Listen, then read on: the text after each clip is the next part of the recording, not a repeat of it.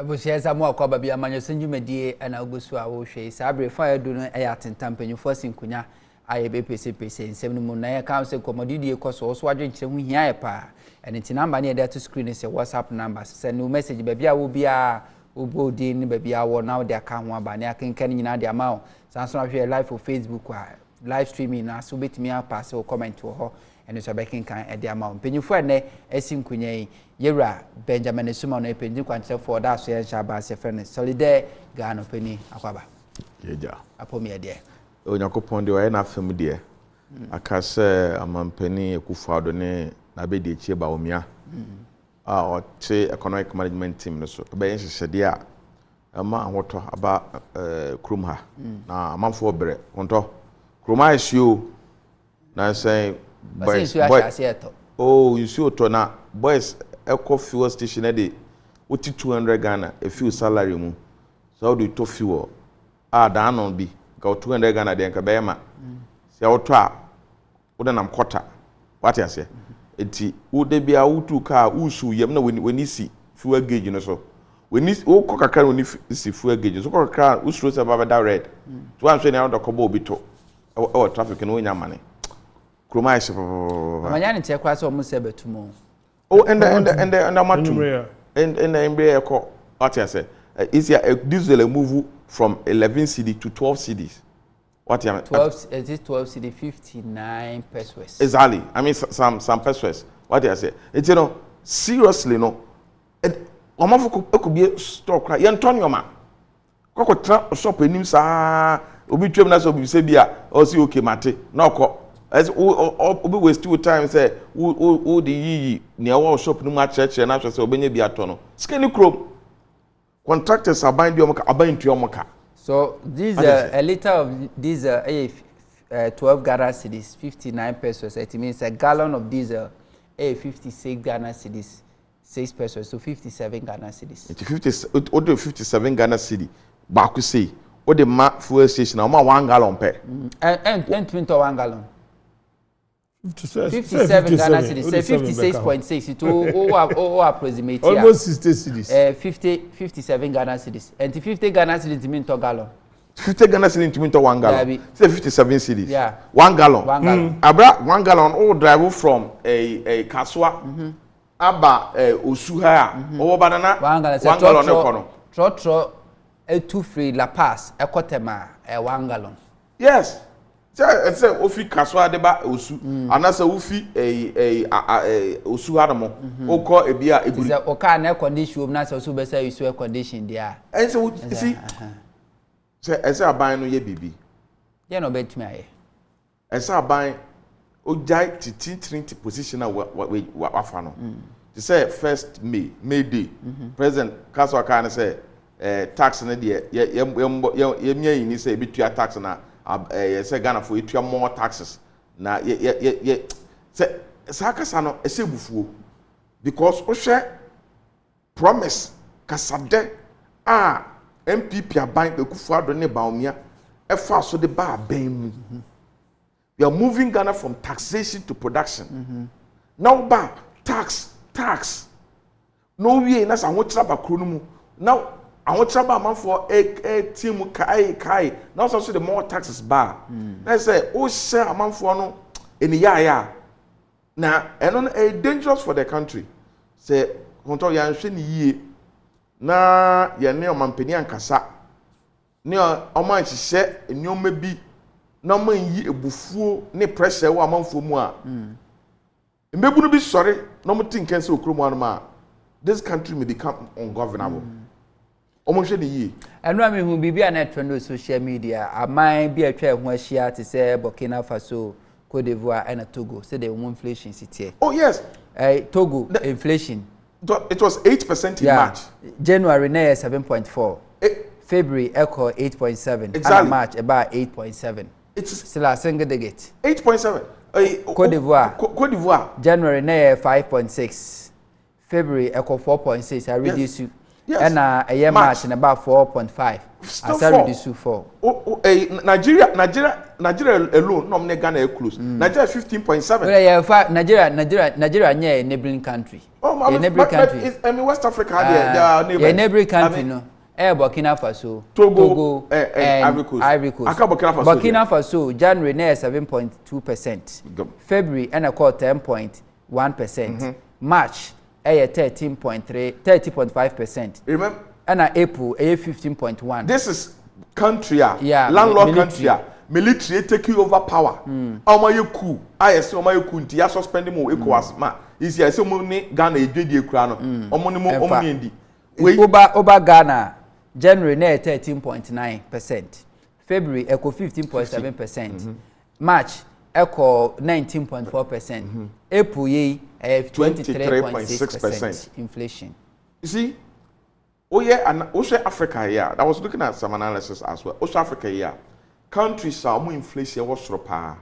We Sudan, we Somalia, we I think Zimbabwe, and then another country be.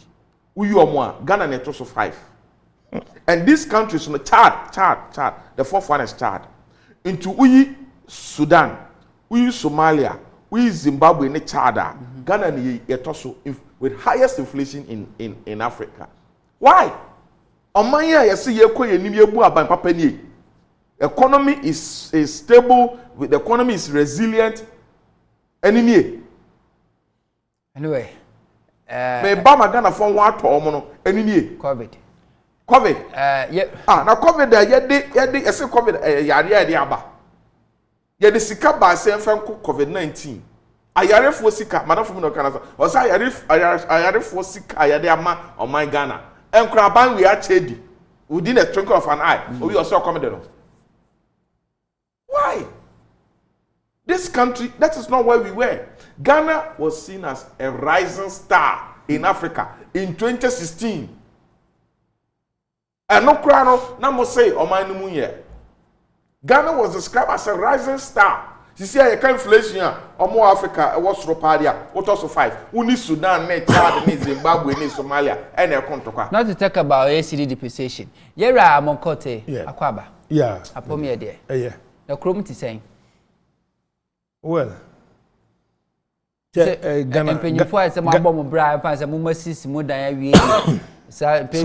we young guys they are complaining because of rent inflation on how is the economy treating you? Well, we will be say you free bedruha. Economy dey say you nyina say aside that. Not too bad so. Well, because finance minister and so they are putting measures in place. Almost the fundamentals are strong. For that matter, the economy will bounce back. It will bounce back. Yeah. Say nyam bounce back here. Future tense. And the sisi aye kase die mu awiram kakra. Because the indicators ni na ebi eni ho a eboa. But the question now is then you do some pensui. Paying by earlier on or the first term no or engage 123 or 25 ministers no. Now there were a lot of issues on that.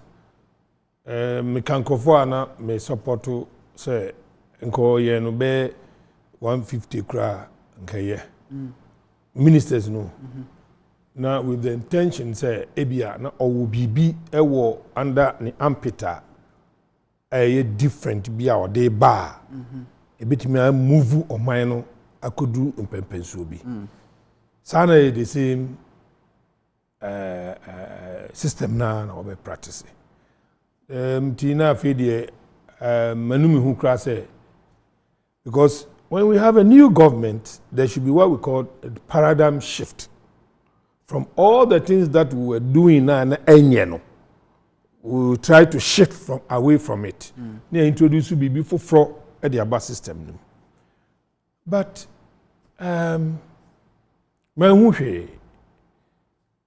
Afi de hu ye ni mo say oban so ko clean banks.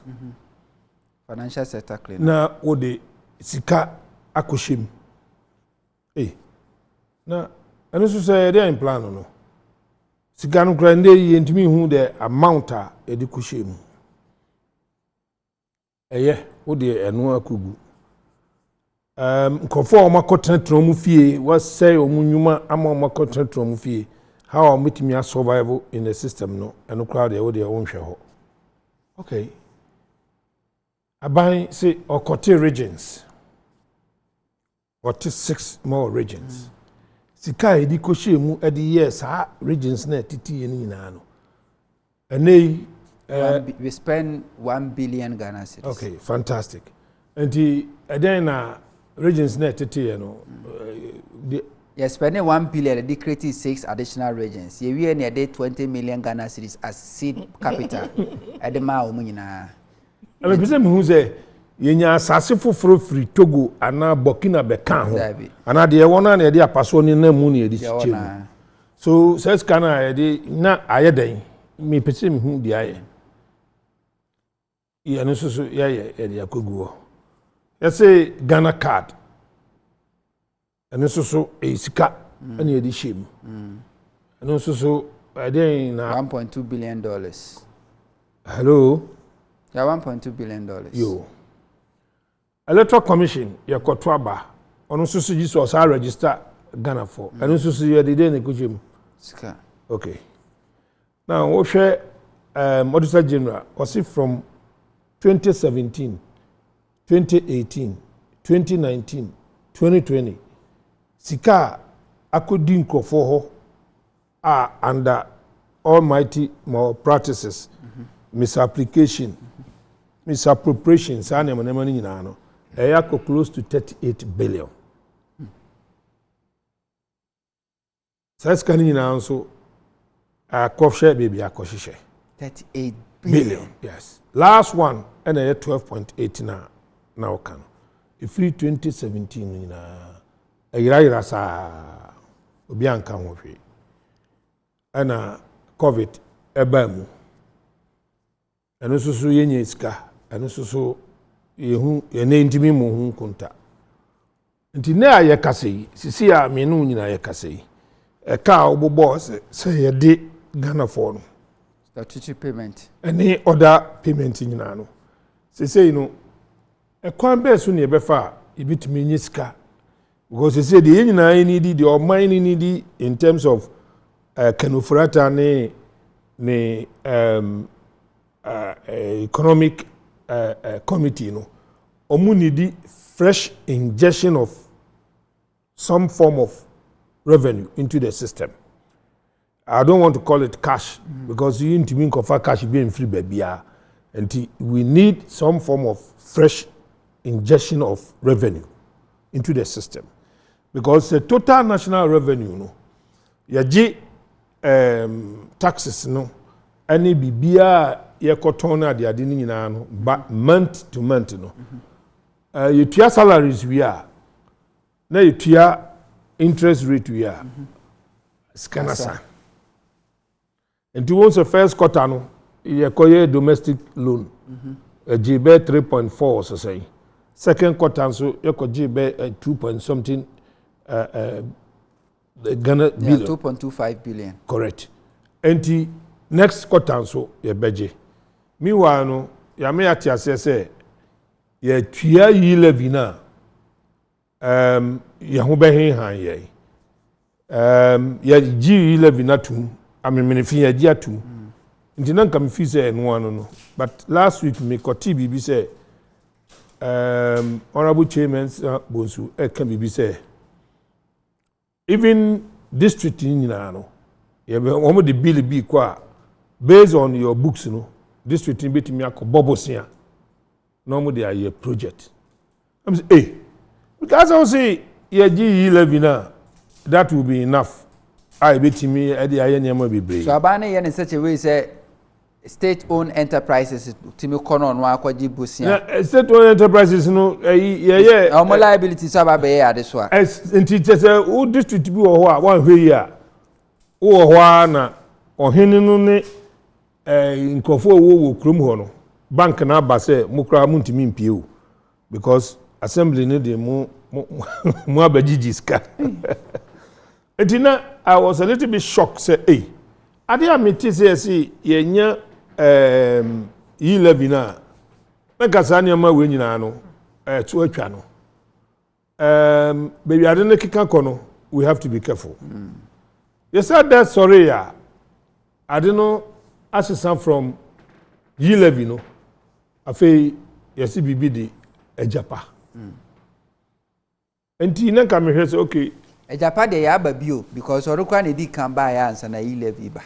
Well, at this stage in there okay wa babio. Enti na ka me be bisa say E11 no Agyapa no the fresh revenue be ba na. And so yeah well you know now say the 500 million eba. Yeah. Meanwhile no every year no royalties are gigi wo omemu ha no it's about the same figure and sometimes yenya 350 sometimes yenya 450 ebi wo ho a it's around the same enti year on no adentina yes akoje foforo with sa contract here ya de a former good year nyina wo Ghana he nyina no ede koma anuanu bi ana mpanyimfo bi na o ma hwe so amaye ahwehwa so ofa hunto ahwehwa so ba fe na ye be wura santi mahu emu awinam kakra se me pese me hu se say na me call for fresh revenue no anyi bia no Agyapa no ede fresh revenue bi ba na enam pese me hu se edi bi ba na o de kosi a wana juice kan de awaje awio ne se gap no still no e wo ho nti afei ye de ani ba kire IMF na but we say 500 million because E11 cry ka ho asemi na ban so project 6.9 billion a year it's so revising it about 4.5 billion a year na se kokoje 500 million US dollars Mamin kind message we na fe and told you many. Say you must about us. We won't tolerate Agyapa in any form. Why is Akufo-Addo turning Ghana into his bona fide property? If the past leaders behave the way he's behaving, will he have gotten the fund he used the money for their selfish gain? So far, what have they used the trillions of money they borrowed? Hiring luxurious private jets and living like an Arab king. That is why Sewa Bruni economy is in turmoil. Yenu Musa Batwa, another way, so at the Abre Enotre, so share. Now, Benjamin, remember Honor. Agyapa, Yena Yen Tiasie ye, in Chrimuna Abai Ade Mayeno. And now say, Adianun Tiasie no ani in say Mwa. Agyapa dear no, Adam Faso dear. Eya kwampa ba ne fa so di pesika de aba o man hu bra ana se kotobeku ba onto me da se ne di kan se yatia se enye Ghana emba enkoa na ese yenje Agyapa ntum oye monologue no an editorial no kan se the document actually Transparency International ewiase omo agyebena agedin se eba no nhwehwemu efa no katasehye ne proye se a omo dim akotene pa Transparency International kura di omo no betum se Agyapa no de eyekon enti enya Ghana Transparency International sabio enya Ghana ku say be a solid and say Asepa Imani Ghana and I say bibi sa no aka say oh we mu de omo crofo no NDC fo wom omo crofo no MPP fo wom we mu de omo ye CPP fo enti sa dia menje omo asem ntum sa Transparency International no mbabusia o Ghana ha ti say Transparency International oye wiase bedwokuo soronko a ɔko katasese ne proye ase otutu ase etumi ka se Agyapa deal na Ghana aban ahyehyɛ no ɛyɛ krono a osi na ɔka ne sɛ wo wasɛm na ɔka na ewu pa na Transparency International form pa wasɛm ɔgye den wɔ wo aban w'anim gu ase Transparency International ɛbɛn ne den wo aban wotumi ubu Ghana ban ama ubu Ghana man ma Ghana man enya mfasodie ma Ghana man ɛyɛ krabɛhwa on Transparency International bia na workers crapo betumi to kan ba Ghana so so ba be di o ma ho Ghana ha abedi de ana meboa enti no Transparency International some would do dwa enyo mo nko a there's world body of investigative journalists almost a report me say ke be ko ha na kam ne bae almost a report against the Agyapa deal. In fact, they were one of the first organizations that almost exposed the Agyapa deal. Say it's in Agyapa deal ne kankan ne bon a bon no enye ka na nkwa na ebon wo ebon amanone obroni krom kwa no Agyapa deal no bon wo ho hwe to the extent say Transparency International etre krata no no abrochimemu UK injiresa ohima krom UK no lawyers so mun show mun ye was Agyapa deal na government of Ghana asese ede beton ama British investors no also one British for bankers say omo ko say omo be ko weke we no asemi ba echire yi a ebetumi abomo sa nipa no koedu say omo seda hwehwe han edi Ghana man abro yes say yeah ehuni mfaso ema my Ghana.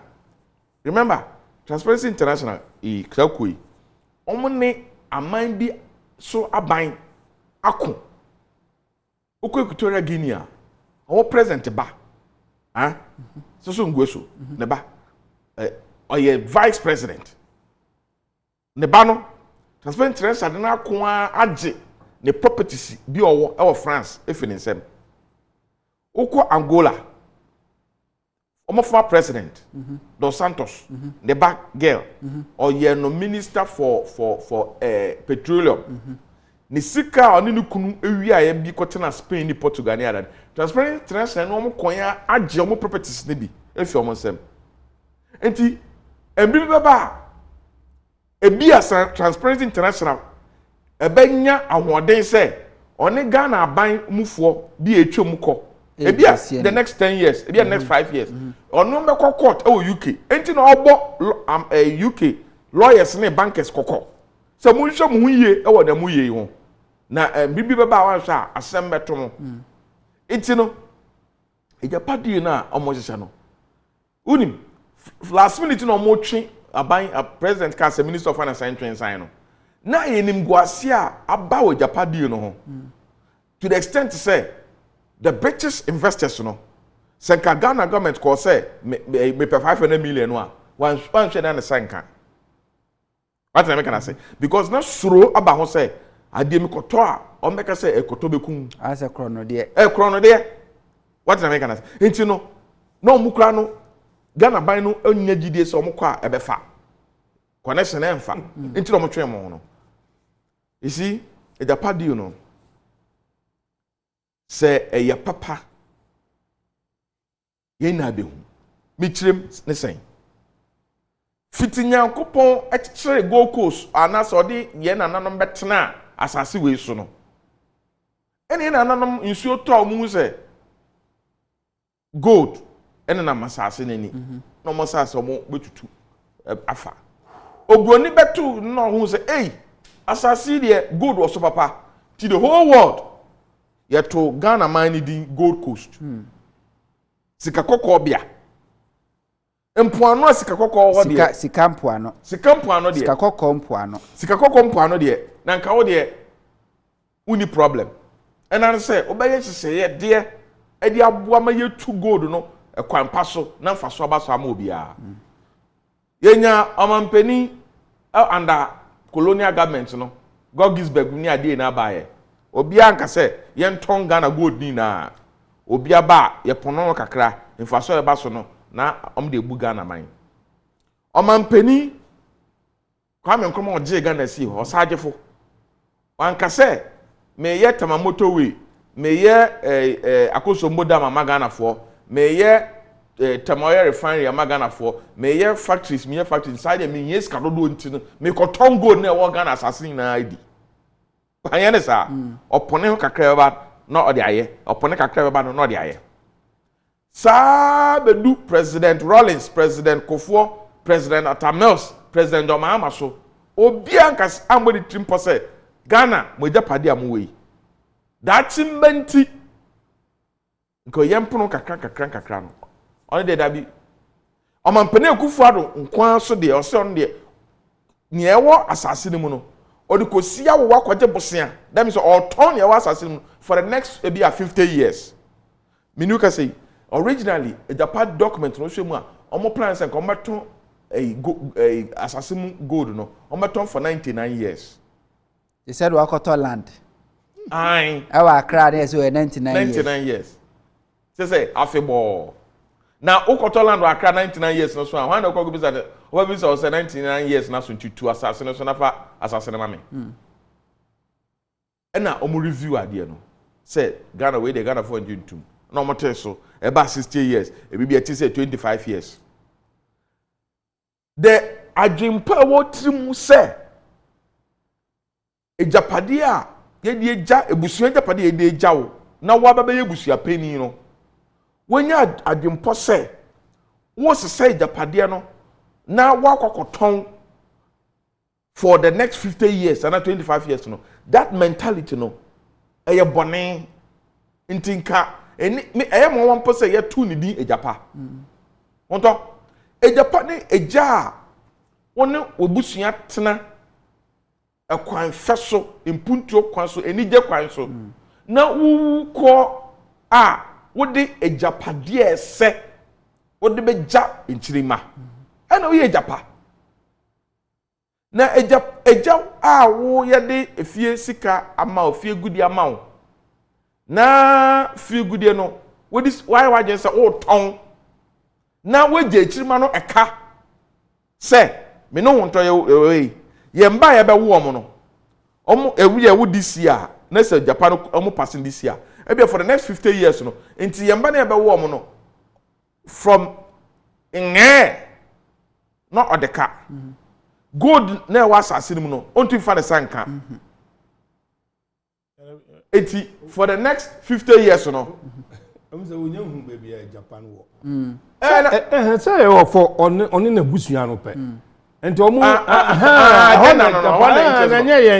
na say de nka ho se Ghana ni bia tie ye de nka ho na wonim se Ghana man no o ka ho bi enti Ghana man no ye say Ghana no say ye be hu gold wo fia e aban dia na mu be hu wi wo fia dia wa o dia what do you say good enti ye mbra no na Ghana man say gold e was asase mu na aban dia enti wo to asase we so a wonim say me de me gold coast asase so enti afi bia no gold won fa so no me man benye bi enti aban na wote so no bepono sai sika no no de bia ye mpuntu ndwuma ne e won to enye odi 1 year 2 years 3 years no be say that say daddy na Ghana gold na mo ha no ade na mo nton bi mfa ye mpuntu ndwuma ne e kire say o man pani bi ba ya e fe na Akufo-Addo ono o the gold na e wa asase na ekosi awo akwaje bosia o da kwaji sika into for the next 50 years no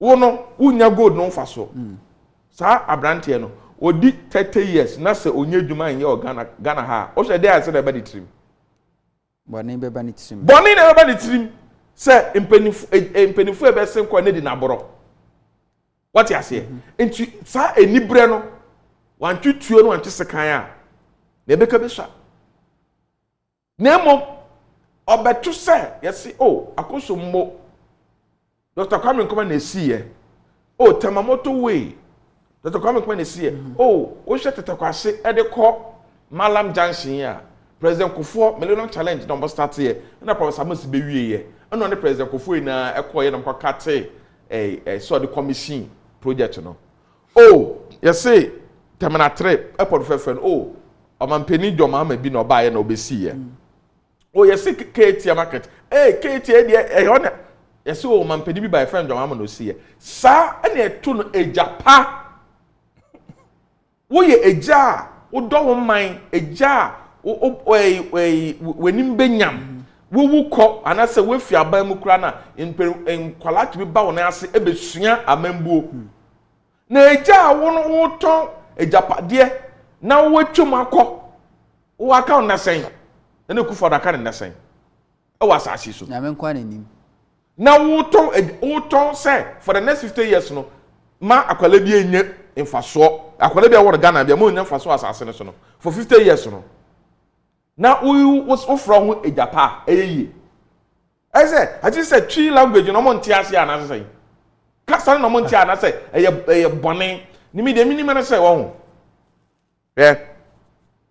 kokwananse amambuo mentality na ban we use say why na you so de nyansase obia enti kwankro be fa so no wa say enioma bi na sika ba ne nsem no wa ye ya contract bi ama omo ho ti say ne matena me du chi omo we Agyapa yi mu no kenefura ta afre gabi asarachi da ko for company ne bra me so me dem company ba me dem company kwa partner bi for South Africa ba me yenche dem yenche deal ti yenche deal no the na say say Ghana gold ni e beton ti ene mo na e be ye advisors for gidi no the throughout process ni na he na e be sa ho kwan to the end of the program enti access here na no yenche sika na obi enye bi enti wo etua oka wo so etua oka sa mo ye adwuma ma Agyapa deal. What am I gonna say? Wo kenefurate wo ye president Kufado ni abema toto mutu ankasa ne cousin Bofo Kasim Gabriel Sarachirako ono so ye ne cousin Bofo Kasim enti president ni nuanom Gabriel ni nephew Gabriel no fase one Gabriel so ye no also a cousin Gabriel na kaso a cousin okay by traditional whatever a cousin because opapo se sense no say Kufado wafa. Okay. Be as it to me. Be any put them away. Then any man so omo Yekufado ebusia anase ni nuanom. And akotena dem akobo pose. Ni aye kwa akoye nie. E pobone se matremedu expose omo a. Matremedu report kwa ya president say matremedu onfre kenofurata no ne nka na nka omo nhwehwe na omo ye no me. Na kenofurata say he. Me the report about corruption risk assessment report about me friend bia enti report me the amount 2 weeks until nka and do that he na can frata sorry aba matami du fia anapa say obesra no bone wa man o trim so person di Ghana bone and yasese ni aturu di Agyapa na we Agyabone ankasa eja uba be fi abemu anaso uba be wu na ubeja ombaka ubeja on nananom ka for the next 50 years for the next 25 years no we Agyabone we Agyapa. Okay we Agyabone we Agyapa Chama David Bote or German or share live was a good show very educated or see the Achim Sakawa group are thieves and criminals Chama David Bote Germany no Hanover no the way diaba Mr. Kote the money efi pen when ye fi ye the enfance afi ni efefesi a ye ba wo hwe akwan a aban efa so yi se o de Ghana efomagudie no o de kosi awa no agisika da bebo man ho bra na se de be ya da chibi no mabunu be ba no betimi de sifa pempa bi e de amomo kese nka ya adwempa o ana well e be gina bebia ofiri a oba Emra ye papa kufo ebaye no. Or discover one oil field. Yeah. And ono susu ototo ani ni ama no. Ube kaya yi o group B. Ebenya 3% B of Ghana nyina oil no. A similar thing na when super so omoye no. Ntinka James Suko discover 2 oil fields. Nanka onu so epia na busuafo bi na de omahye baabi wo ho na Ghana percentage no omo so anya bi na ye de ko Japan a ya tu ni din enye Ghana Japan o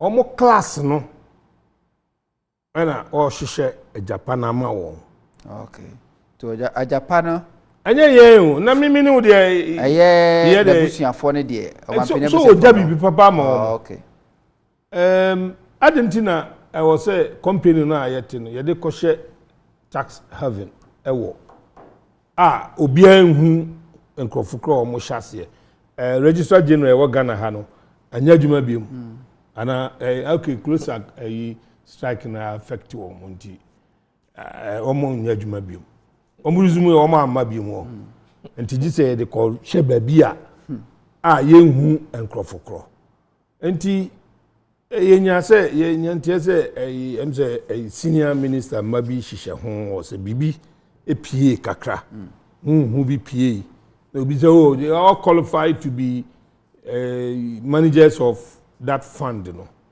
nti omo no betimi afre ade na Agyapa because papa bekun ama omo yi na nye yen a yaka no because it's 500 million kwantina yede ye royalty ni na koma obi anase yede ye koton se ne omo chechire mu na 500 million eba ade na betimi aye covid ban na nsen yi IMF my 1 billion first one fine yes my second tranche 1 billion 2 billion yede no adokono ne emo ne meetings ne wache ni sanitizer anum ne ade this 500 million yi infa na kwakoshe ewe economy num nunti yede I have been thinking say Argentina yentumi empty some companies mining companies ya bind ya to also go and prospect for gold even at the district level because baby are yet to goals and they follow under particular district it is a district to be krana then you create a mining company say a bigger ones no ewo ho ena galamsey for no Ghana Armed Forces betimi aye way simple enti Argentina yen call for gold no na yeji royalties I don't get that bit of akonto boame kakra so Argentina yentumi establish because mining companies ni nyina no Ghana dey woman dey wo he fully Ghanaian and wholly Ghanaian company dey wo he Mrs. ebi wo and royalties in kwan yeji wo gold no ho Argentina yentumi establish yenye a friend saying one sample company bi yentu ni din Agyapa mining company or Ghana ha na employ Ghanaian officials say ye papa Sam Jonah or experience enough near farmer no so even some of the gold mines in Ukraine government was shares for I'm told say I'm saying say yen told you the say your boys are almost galamsey business num you employ or you engage you to run government businesses into getting the gold itself. Nobody want to do that.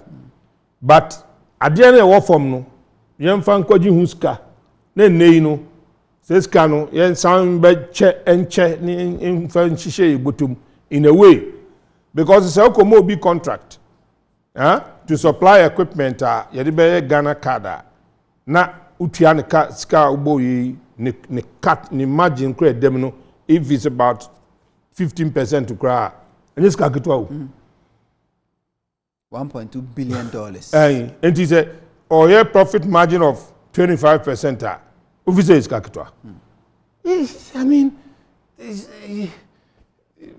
how do we run a country like that and he baby ekeka kone de but I'm not worried. Me, I am not worried. Agyapa said the king.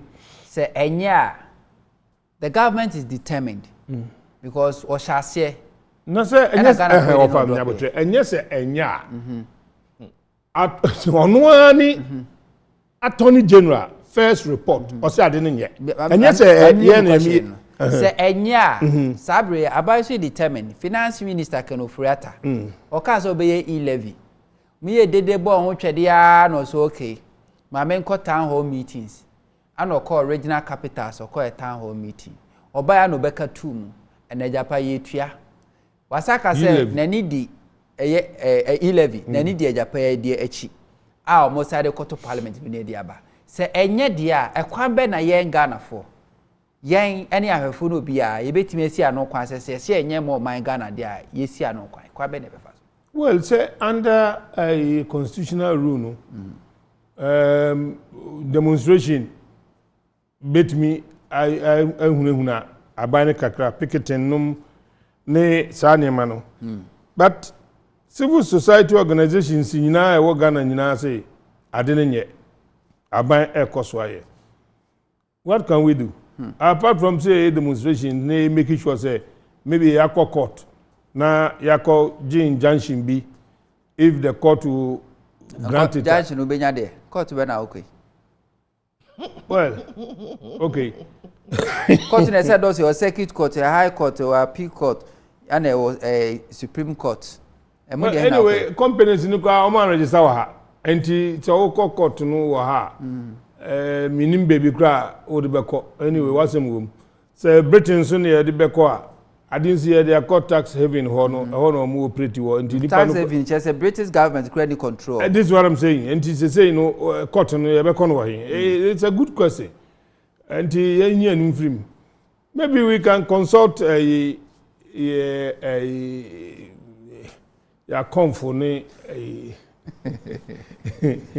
or maybe talk to the bigger Christian no. Say you hey, Papa be no work for the event. Yes. Some more. Until we can consult them because baby akika kono.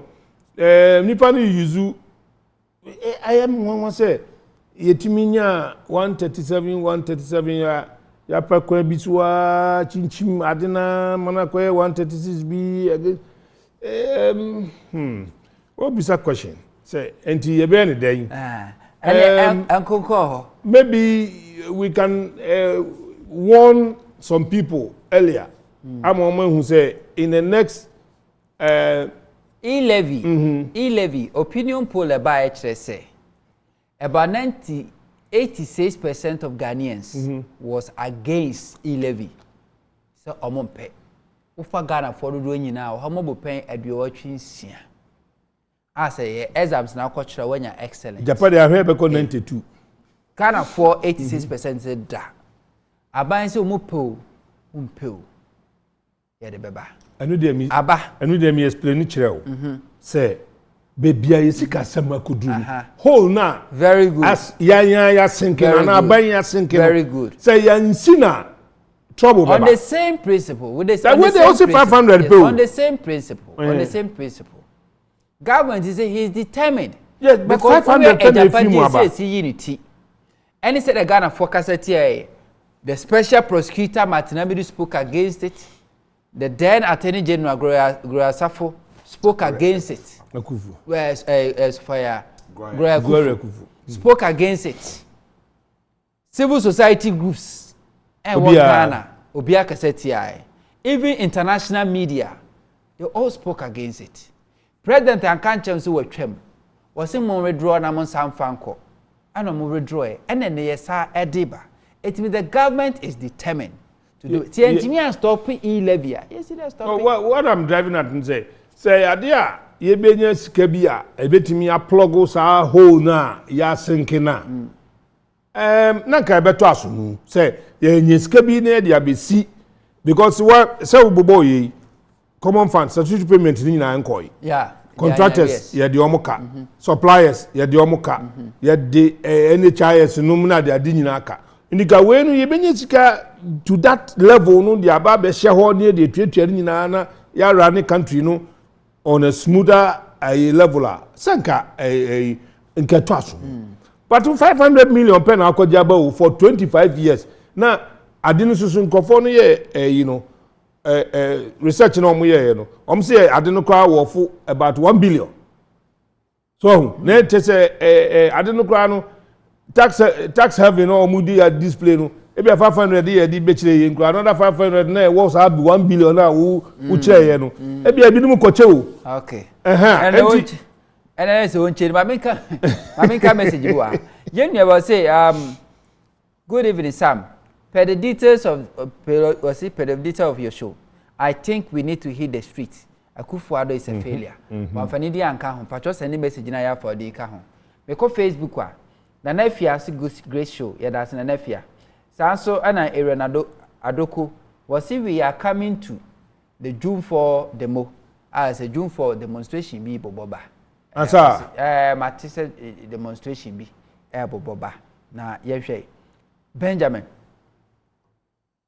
say yesi Agyapa enye emo man Ghana say die nyina ka civil society groups nyina mdo manu atuma under the leadership of the Nana Akufo-Addo any the democracy any practice kwabe ne afa so stopping the government if it's not something strategic investment a benefit a near to the benefit of you and I and the unborn generation na say a rip offer a kwabe ne be fa so stopping this government. Yo, on to me that say, in the democratic space, you practice there. The options na you want are very few. One, we can use parliament. Say, you bring more members of parliament are able to me after. Ne kwanswa ne se nkombe sori gina se yempene na ombe tuetia na problem e wo ne se Ghana ha no ni ayehu ne se aya de bone eye kotobekun dwedie kura na aban ni dia aban no tuminya ne members of parliament or parliament no so momboa no ndi bone no ebia ne e-levy a ba so yi usia MPP members of parliament ebi no no mudi nkomo personally amaka say me no e-levy ndi me o media nka a secret ballot pack metuma tweetia na mo onye secret ballot no dey mentumi nkontia me party enti no so otono saa no party na mfa no anto tankru emu nti obo no ho ban enti no even though onim say ade na de ba no ne constituents anka democracy no o MP na so beto aba no so bisa ne constituents ne pe amanfo ewo ompotai mu no ne omo pe na nka wo ko parliament ko ye ma omo enti na uye omo na no sifo no na we de even though say ne manfo MP e-levy no eso ko no kokoto na amampeni Akufo-Addo ene MPP mpanifo ni nehu say ye nkrofo ya to amaye nti ye ko ne akoye ne yese ye even though amanfo ne mpekra ya fem saso na ebesi we Agyapa say Ghana ni bi o hwe edne ni to so say ye parliament e wo hoyi ebetumi ako abloko Agyapa diwia ye sebesi form CCA NDC members of parliament no Supreme Court adawroma ometumi eyi asin of member of parliament no efi parliament say onye member of parliament even though asin not for ato abama no sonko brahwe begem Supreme Court etumi aka say onye member of parliament biom enti NDC members of parliament no a nanka Ghana fo enani da omoso ometumi asori gina etia aban no na wabo Ghana fo ho ban no 137 no nkomo be fesi 137 because Nyankopon adawroma adwasafo ai na agye so ne kufa do mo twema so nti akwatena abrochire enti omo 138 na by 137 enti ka NDC fo no 137 no eni omo esie ni a apai brasebedem so no se ekoto aba na se pai ape je se ade no entumi anso sidi apaska ade ase omo nim santi NNPP akoso etumi akoma akwanya ba say Supreme Court entry as a not member of parliament now and sign as member of parliament into minute as a not for ni brasebedwa enye Central Kofi akpafu lolobi likwe mfo nkwa ne any member of parliament yes a constituency nko as a not for also any member of parliament yeto ye twa ne han enunti se the Japan parliament resume the next few days na say MPP de document no o say chemensa bonsomo e de ene kereforeta mo document no parliament say emergency mon pass man ya NDC members na 138 MPP for near 137 enti am the 137 be pass the minority for no walk out to kra no a near Supreme Court ada na din e kire na say ni say mo walk out no kra 137 betimi pass and so yeah the 137 a rejected budget in December ababa been far plane 2 kwan no and os Joe say wusu ekotena akodom say 137 for into rejected budget into a mistake because only a majority and so and there 137 call ya ko approve 11 no so we got to say for now the yama no koso na mum yen take record no take the decision we are na ya hwe ne ya be ka fa ho etisi ano Agyapa de yakọ parliament so enye adwuma ne eto se be ko Supreme Court say o ko Supreme Court ko argument say tirimu pa ban bi beba ebe fa say Ghana epo ya eda Ghana asisei enama ewo mu ina no maton ama ebia Japan for the Japan versus nkwa na nkwa edwuma wo so for the next 50 years sa trimupo no sa adwene ya adwen papa intima Supreme Court empene so ma aban bi ntumi mba yesa ukọ Supreme Court a obefeli una agundia dabi why o share nyom akoso Supreme Court rulings and the Akufo-Addo aban ebesi nde Akufo-Addo alone na appointment a waye e dey call Supreme Court president biamba Ghana ha wa appointed number of judges across Supreme Court than Akufo-Addo what do you say into no yeah the case koya judges and 9 appointed no in 8 Akufo-Addo appointees o social justice it is a would the court Supreme Court to say Supreme Court entry Agyapa deal no and sign because kotobekum proye kankan Ghana for form nchirima na ye bo mo ka ye bo ka to awa manchirima abebra Supreme Court so kwa hoso unya answer there be no betimi aye esi ne obeya so beti esi montene so aye dede na aye adede a kire aban na wo so no say nia wo ye no ye ni nje ho apposi for ma permit there constitution no e kire say over be demonstration a e say wo yi police for no asutire notify them notification brofo mu wan ka say kwaje permit and permission police no any to me say I just a Supreme Court amount interpretation say police are there and the Akufo-Addo the police for say ma permit and so to make a demonstration possible Supreme Court bet me ayesa say and the Akufo-Addo there enkwa there and so the permit answer na mum ayaban fufuro bi dia and there unya notification pe obeti aba sa na emba na say there sisi a na mbra na won say ohia say obeyi mu asutire no wa kyerɛ me sɛ me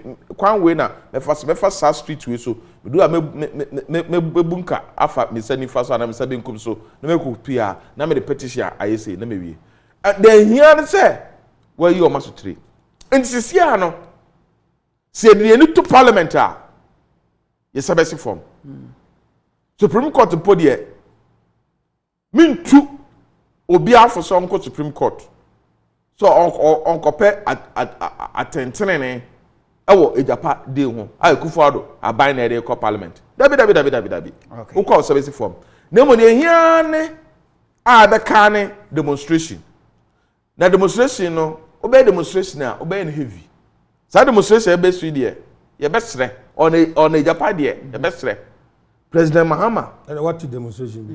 Oh, demonstration cookie bapa. President Mahama. And so no na announce sa demonstration no. Hey. I didn't know what say you no. Share. As I say yema Ghana ni bia no. Me afa kwan no so. Ye wo kwan ni pa betimi afa so. Oh, ye benya kwan.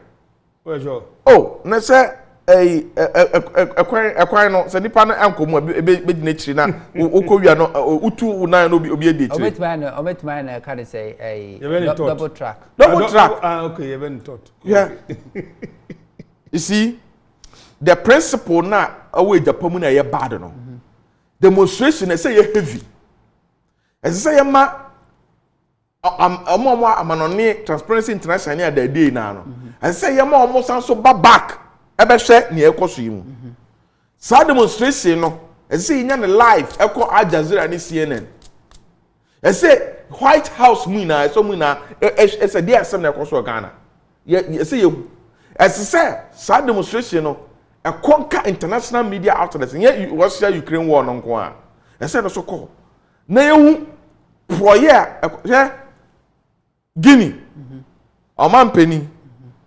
say wasesa constitution wonya Supreme Court ema ne taa na chi say wasesa constitution say obekọ term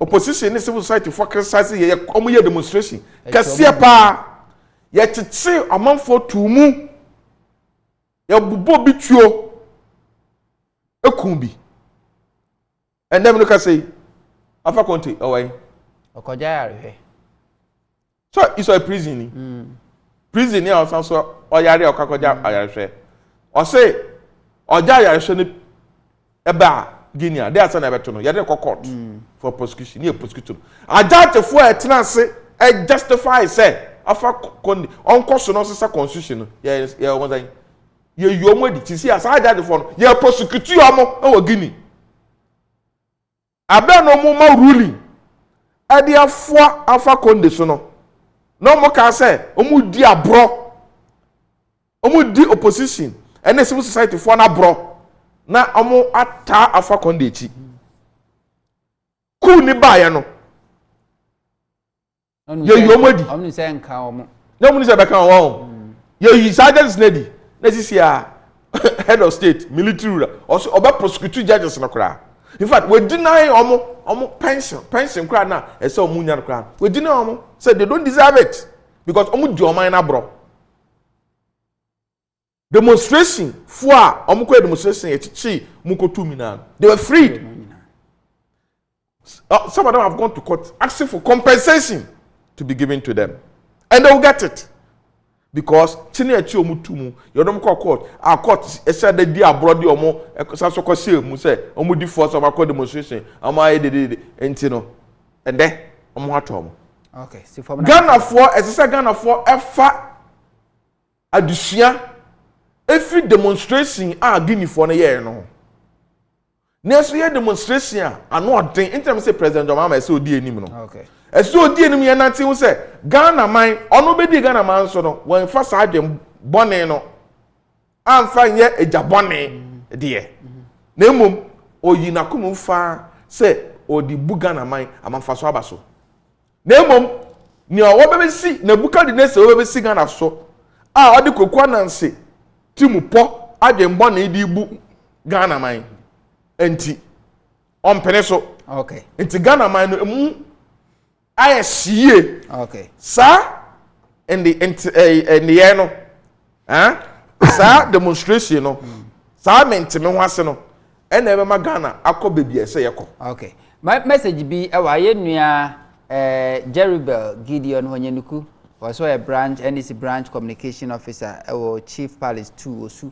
Or say Hunter, we in the NDC won't allow Akufo-Addo to continue to steal our money and natural resources for families and friends because Ghanaians are suffering. It's not Agyapa, it's a Jabone. See great Benji for me. You know, I'm Madika Boni Dada. So, and even messages so where are you? We say Dodika said in message can Ben from Sunyano Day about say please ask the MPP man, when are they going to pay the NABCO trainee? Stepping because they were asked to and the MPP man be anyhow. And penny for no casting I munye I can't say MPP and NDC men.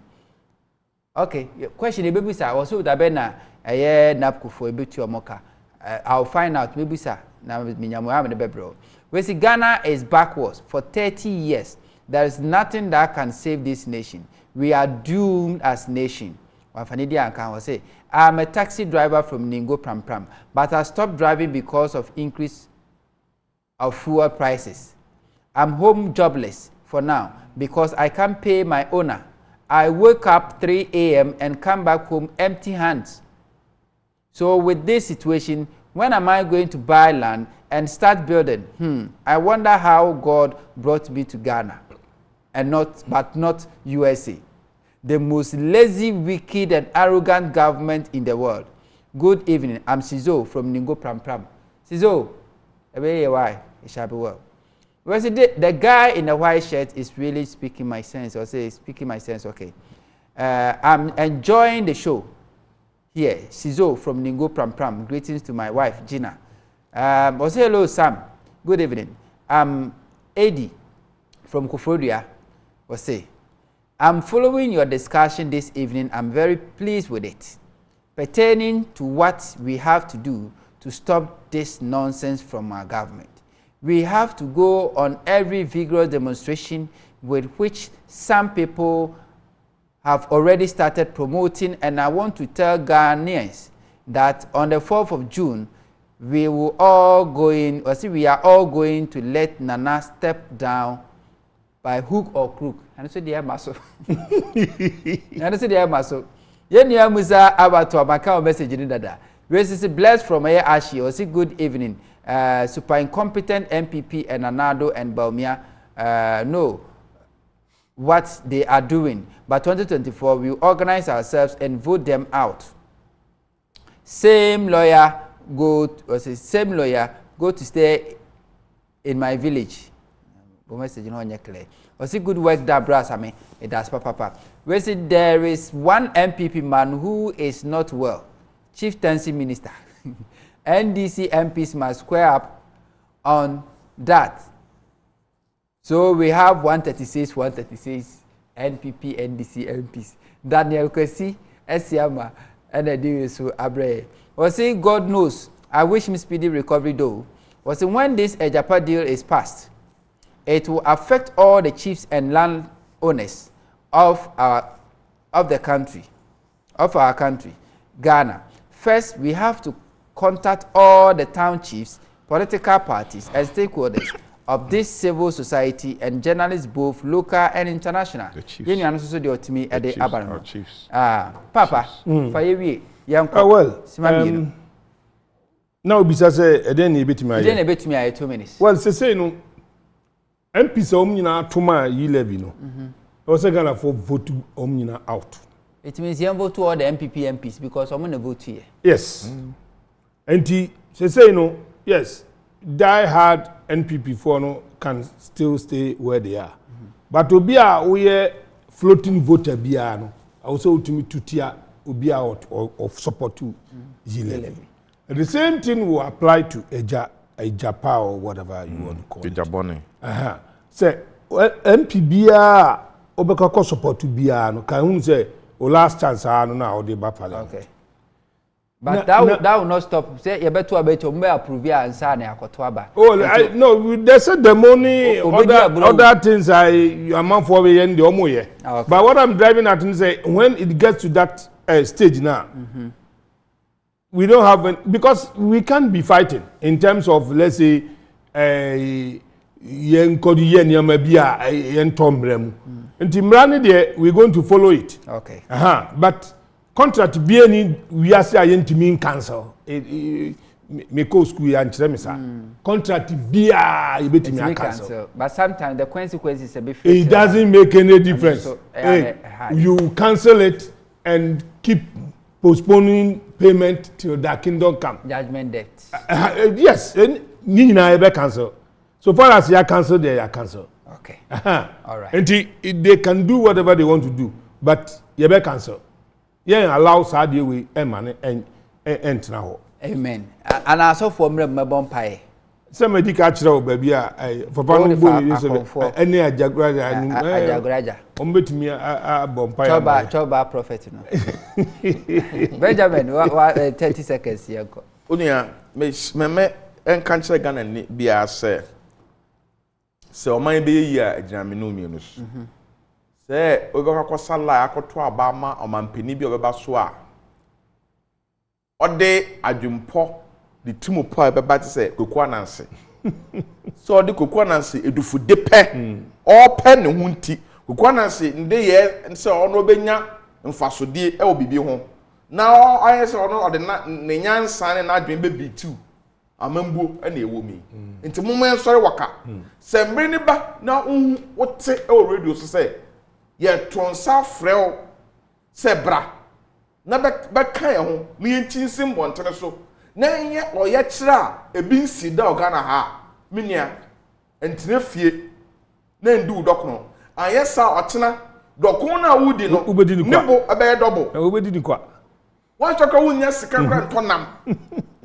eka beda ho awo mba a wo ba be wo omo no wo wo omo no mo de ka be 50 years misra mo se ende ene ye ton gold ye di kan ye de esla adakwaja awa ye de get fund akwaja awa ye de order taxes akwaja awa dada ye say heritage fund no kra no heritage fund ya come heritage fund aye oil sika ye de to ofa echirima atamos ne joma ma de bae no ono kwa ye de kwaji 2 billion otena wotena ho na wambasa demonstration na ebeba so no na nse ebese date na wotwe afe bi ebeba wanhwe ni epo a daga na se ebeka se atoma Chinese and Japanese fishermen already some na yi fish no kra the na oka no your friend matrical government no it to be consolidated is it that this are no more year unofficial but okay to be consolidated abusuafo ani me kwa meri djuma de nyina se penyufo amoto mu ke yewra monkote ye governance expert so na yenua Benjamin Suma peni kwanchefo da so ye chaba se so de Ghana